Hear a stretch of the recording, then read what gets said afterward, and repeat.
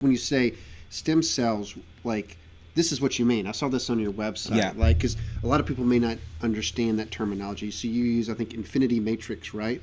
Where are these coming from? Yeah, Exactly? so the cells are collected from healthy mothers, healthy babies after the baby has been delivered to full term. So number Okay. one, for the people who believe that, you have to get these from aborted babies or you got to kill the baby to get them, in the 1940s and 50s, that's what they thought. They didn't realize that actually the best stem cells to use are collected from the umbilical cord, and so they were, or other countries are still maybe participating in that, or Yeah. research organizations unfortunately are doing that. For me as a believer, number one, I could never have anything to do with that. Agreed, right? yeah. I don't believe in hurting another person to help another person. Right, Like right, it's right. completely unacceptable. Number Yeah. two, it's illegal to do in the United States, so you can't have that done here. Right. And number three, even if you could look beyond those things, they're not even the best ones to use now.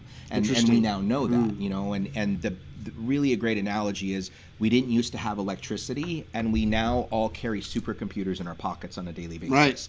We didn't used to be able to increase our stem cell bank account, and now we can do it in a safe way that is literally 100% safe. Literally, these can't hurt you; they can only Yeah. make you better. So, in a way, you were starting to change the paradigm or the thinking about this. It's like- Literally, yeah. Yeah. We're shifting the course of healthcare. And if you think back to the 1970s, like doctors who were doing hormone therapy in the 1970s were ostracized, they were outcasts. They were like, it doesn't matter if your hormones are on track. And I don't know if you've ever been around someone who has a hormone dysfunction, I have, yeah. and then they get their hormones back on track. Yeah. It saves It's- marriages. yeah, it's right? jarring. It's like, whoa, it's- he's back. And Yeah. we're in that same spot with regenerative therapy. The other one, and I bring it back just to military stuff that I've experienced with PTSD. Yeah, If you had asked 100%. someone 50 years ago, my grandfather's time, Right. it wasn't a thing, right? Yeah. Like, it really wasn't recognized. People came back from World War Right. II and Vietnam. Right. It's not a thing.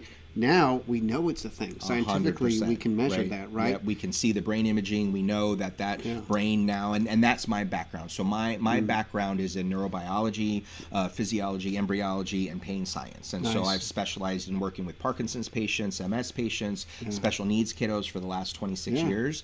And we can tell people now that when there's trauma to the body, it literally changes the brain, right? Yeah. So imagine there was a road, and then you get rid of the road. Like Right. it's different than what it was before. When Right. there's trauma, whether it's a car accident, whether it's military service, whether it's abuse, or it doesn't matter, that changes the brain, particularly in an inflammatory Yeah. way.